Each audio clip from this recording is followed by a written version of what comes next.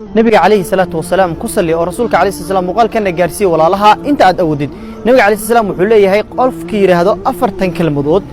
markay afkiisa ka baxaan waxa ay ku hoos wareeganayaan arshur rahmaan macnaha iyaga oo maaragtaato magacaaga sheegahayo subhanallah walhamdulillah wala ilaha illa allah wallahu akbar afartaas kelmadood qofkii yiraahdo afkiisa markay ka baxaan waa la qaadayaa kadibna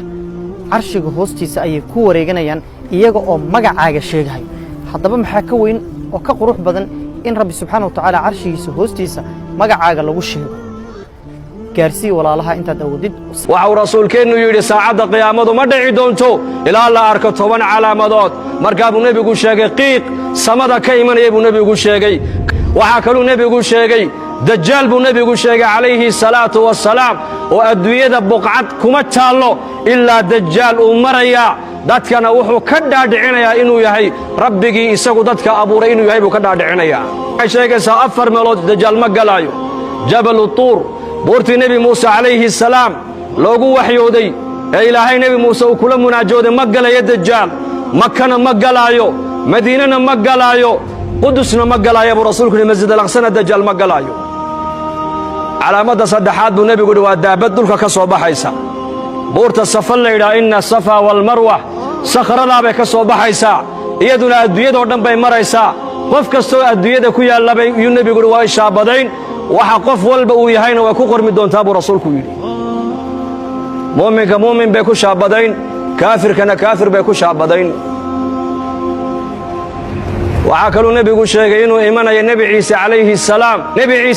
salaam ayaa dushiina ku soo dagi doona buu rasuulku yiri xakaman isagoo xaakima shariicada islaamku adduunyada ku xukumi doona oo cadaalad fali doona qal walba iyo mujtamac walba saameeyay oo ka rafici doona saliibka gaaladu ay yiraahdaan nabi ciise lagu xidho lagu daldalina uu jabin doona cadaalada islaamku adduunyada oo dhan ku xukumi doona buu rasuulku yiri waxa kale nabigu sheegay yaajuuj wa maajuuj in yakana la furi doona buu rasuulku yiri waa laba ummadood oo ku abtirsada yaafith banu nuux bay ku abtirsanayaan ummadiiba waa 400,000 mid iyaka kamida ma dhinta baa la yiri ilaa uu arko kun wiilo isagu uu dhalay oo qaan gaaro dagaalka galay mooyaane ummadana adduunyada waa lagu soo furi doonaa hatta idha futihat yaajuuj wa maajuuj wa hum min kulli hadabin yansiluun waa ka quraanka ilaahay noogu sheegay saddex calaamadood qofkii laga helaa waa ahlun naar وحقيق أهل النار واي وحاينو شيغايو وصوبناهنا صلى الله عليه وسلم نبي صلى الله عليه وسلم وحورهاي سدحدان علامات قفكي لغا هلا وأهل النار ومن صفات علامات أهل النار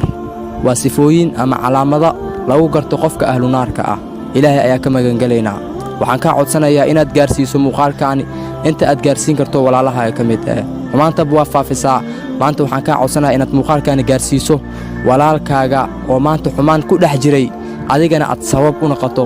in xumaantaasi uu ka tanaasulo ilaahay subxaanahu wa ta'aala oo naarta ka badbaadiyo kan koowaad wuxuu yahay kullu utullin mid walba oo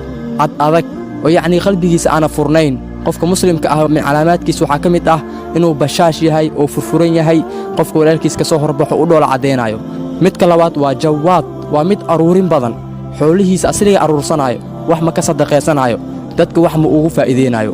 midka saddexaad oo nabiga tilmaamayna waxa kamid ah mustakbir waa mid isla weyn oo kibir badan nabigana wuxuu dhahay la yadkhulul jannah liman kana qalbuhu mithqala dharratin lilkibr jannada ma galaayo carafteedina ma dhadhaminayo qof wax yar oo kibir ah qalbigiisa